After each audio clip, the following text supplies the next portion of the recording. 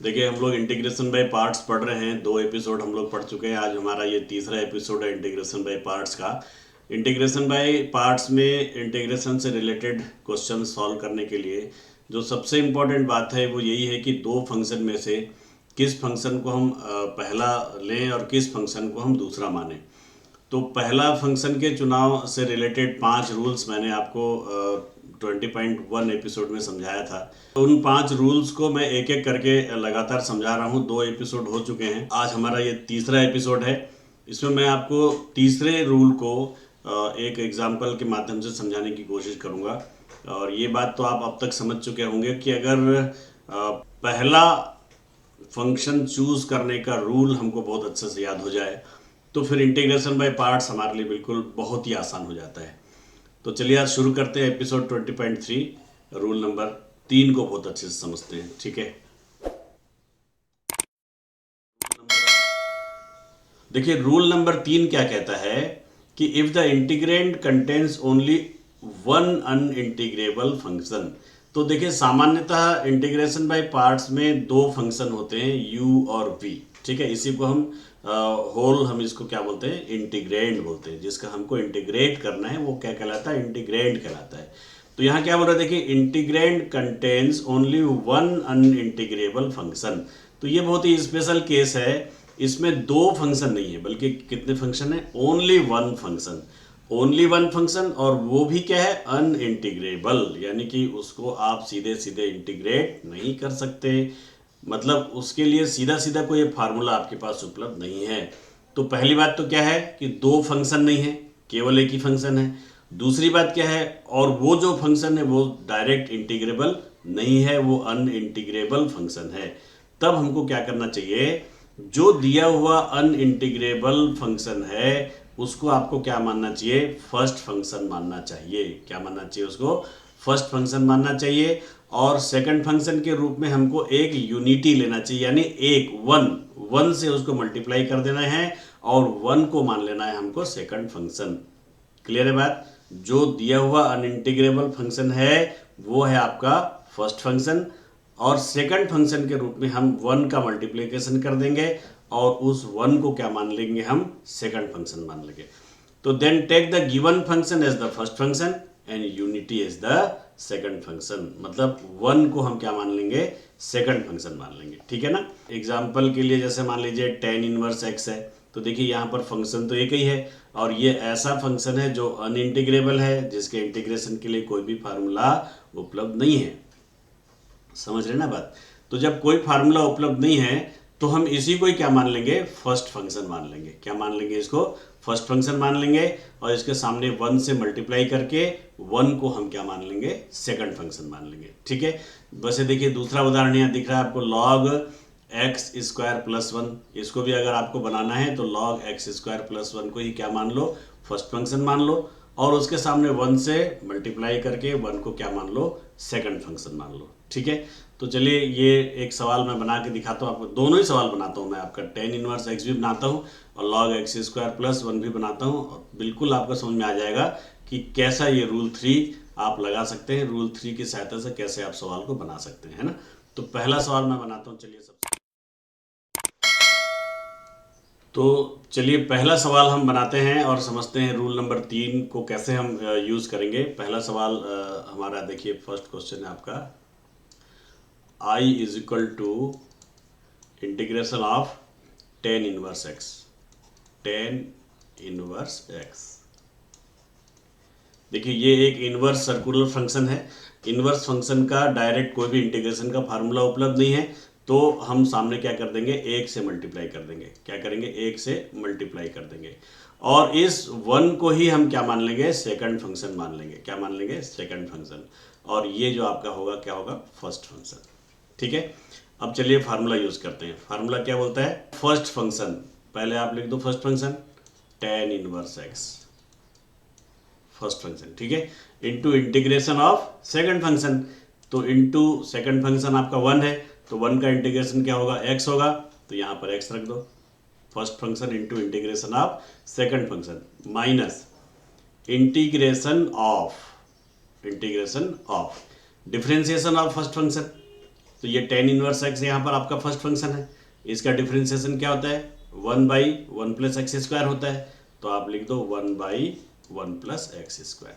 ठीक है, differentiation of first function.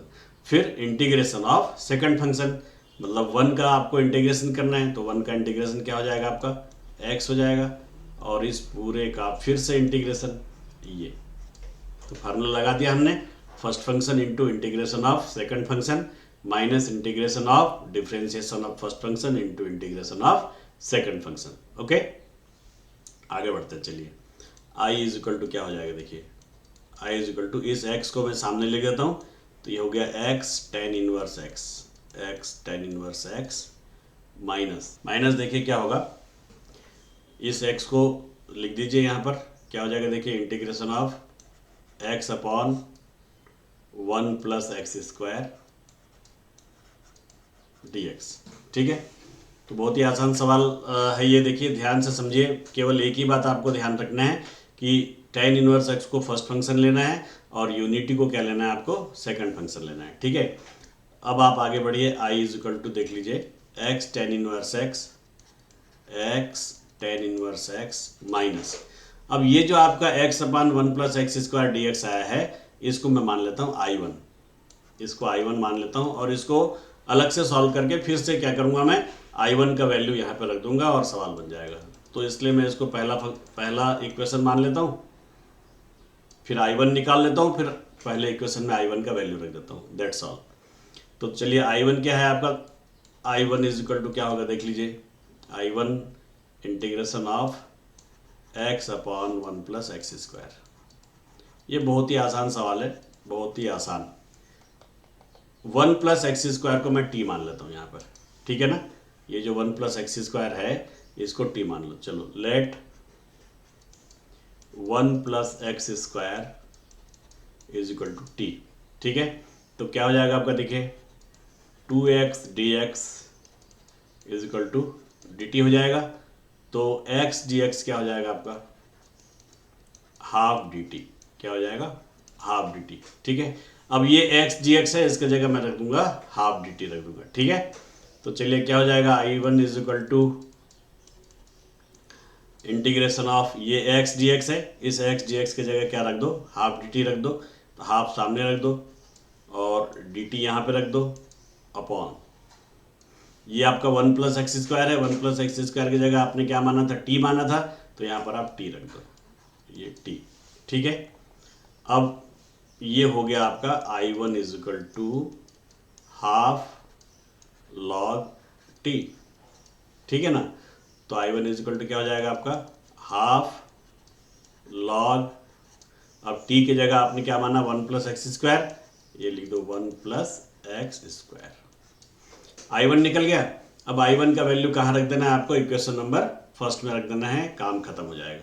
ठीक है, तो चलिए पुटिंग, यहाँ मैं लिख देता हूँ पुटिंग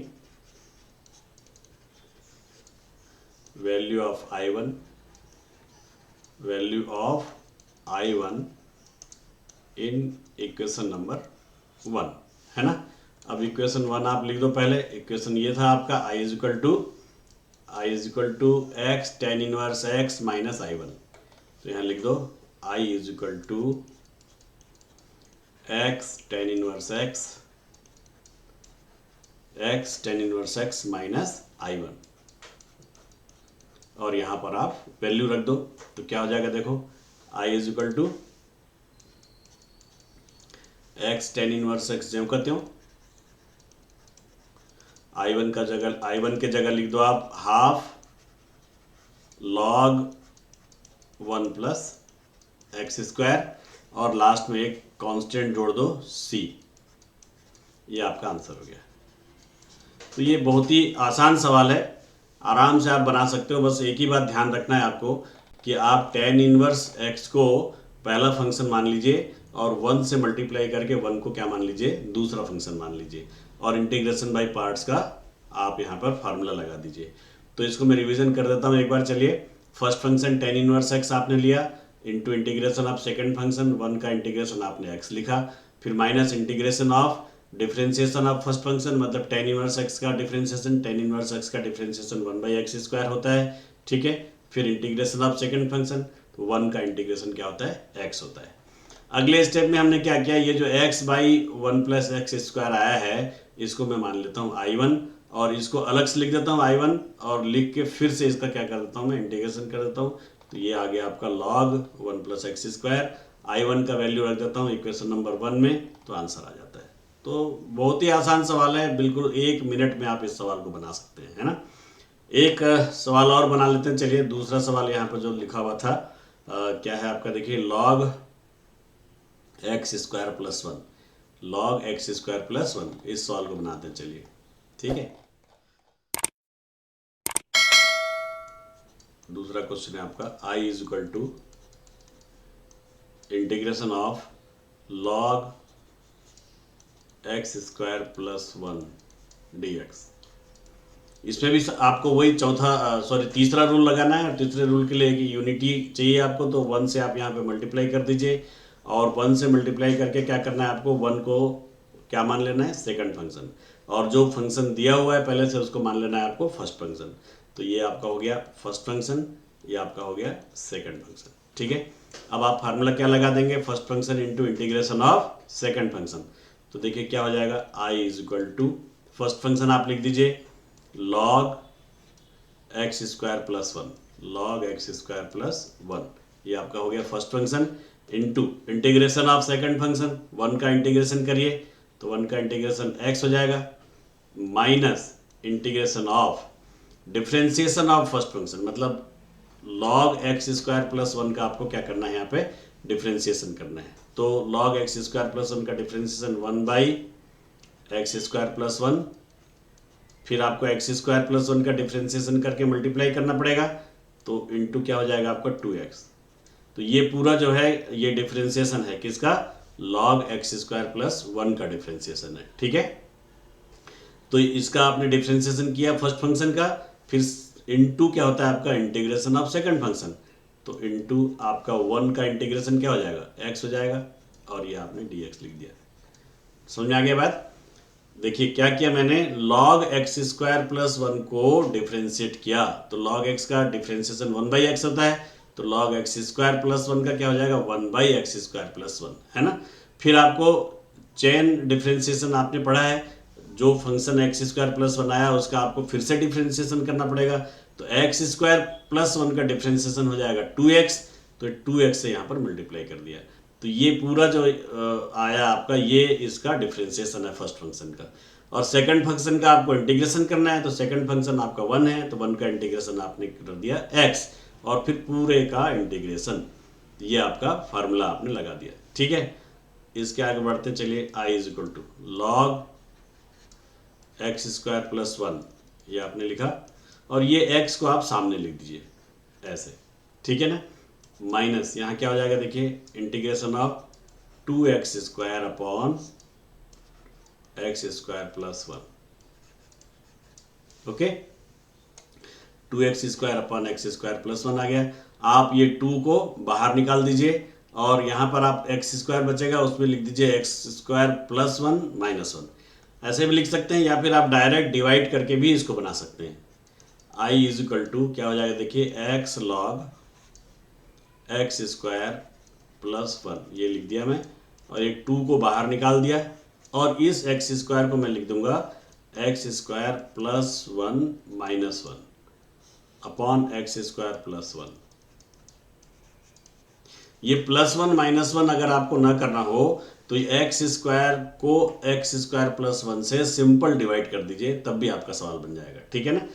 तो चलिए I = क्या हो जाएगा, x log x² + 1 - 2। अब देखिए ये x² + 1 और ये x² + 1, ठीक है ना, कट जाएगा तो क्या बचेगा आपके पास 1, तो क्या हो गया, देखिए आपका 1 माइनस ये 1 है, ये 1 लिख दीजिए, अपॉन ये x² + 1 है, ये x² + 1 लिख दीजिए। समझ में आ गया बात। x² + 1 को x² + 1 से आपने डिवाइड किया, तो एक बार आपका डिवाइड होगा, और -1 को x² + 1 से डिवाइड करके आप उसको जो कहते हैं यहाँ पर लिख दिए। क्लियर है बात ना? आगे बढ़िए, चलिए i = क्या हो जाएगा देखिए, x log x² + 1 -2। अब देखिए 1 का इंटीग्रेशन क्या हो जाएगा, x हो जाएगा, तो 1 का इंटीग्रेशन आप x लिख दीजिए, माइनस 1/x² + 1।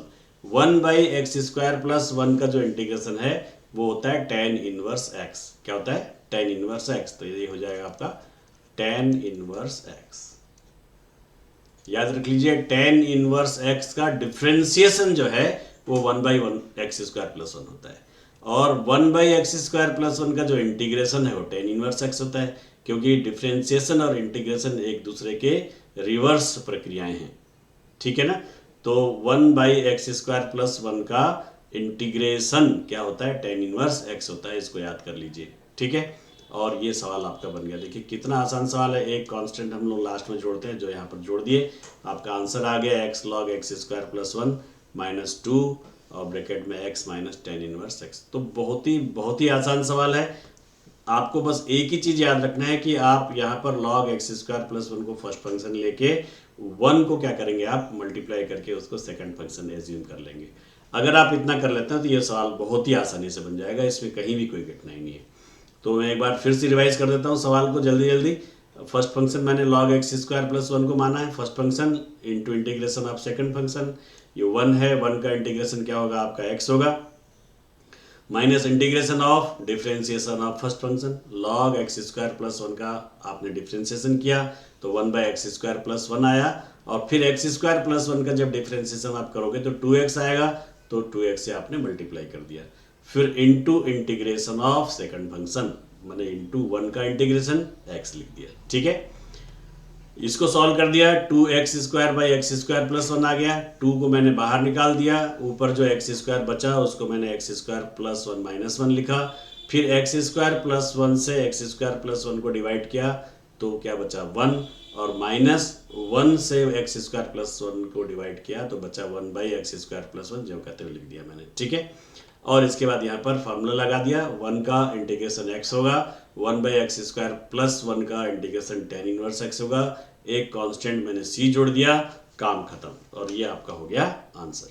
ठीक है, तो आप याद रख लीजिए, अगर मान लीजिए कि कोई ऐसा फंक्शन का इंटीग्रेशन आपको करना हो जो कि अनइंटीग्रेबल हो, जिसका इंटीग्रेशन डायरेक्ट न किया जा सकता हो, जिसके इंटीग्रेशन के लिए कोई डायरेक्ट फार्मूला उपलब्ध ना हो, तो आपको क्या करना चाहिए, 1 से मल्टीप्लाई कर देना चाहिए, और 1 से मल्टीप्लाई करके 1 को मतलब यूनिटी को आपको क्या मान लेना चाहिए, सेकंड फंक्शन, और जो दिया हुआ अनइंटीग्रेबल फंक्शन है उसको मान लेना चाहिए फर्स्ट फंक्शन। बहुत आसानी से आप सवाल बना सकते हैं, वेरी इजी क्वेश्चन है ये। थोड़ा सा आप प्रैक्टिस कर लीजिए। इस प्रकार के और भी रूल नंबर 3 से रिलेटेड जो 2-4 क्वेश्चन हैं आप बुक से देख के बना लीजिए, बहुत आसानी से हो जाएगा। तो इस प्रकार देखिए, एपिसोड 20.1, 20.2 और आज हो गया 20.3। अगले एपिसोड में मैं आपको 20.4 में चौथे रूल से रिलेटेड कुछ क्वेश्चन बताऊंगा, और चौथे रूल को फिर से आपको समझाने की कोशिश करूंगा। आप बने रहिए मेरे साथ। इंटीग्रेशन जो है आपके लिए बहुत ही आसान हो जाएगा। देखिए, पहले एपिसोड से अगर आखिरी एपिसोड तक कोई इंटीग्रेशन की ये वीडियो देख लेता है तो मैं दावे के साथ बोल सकता हूँ कि इंटीग्रल कैलकुलस में वो मास्टर हो सकता है। लेकिन ज़रूरी है वो पहले एपिसोड से लेके लगातार हर एपिसोड को देखे। बीच बीच से अगर कोई एपिसोड देखेंगे तो निश्चित रूप से समझ में नहीं आएगा, आप उसको रिलेट नहीं कर पाएंगे। ठीक है ना? ठीक है, आज के एपिसोड में इतना ही। अगले एपिसोड में फिर मिलते हैं, तब तक के लिए धन्यवाद, थैंक यू।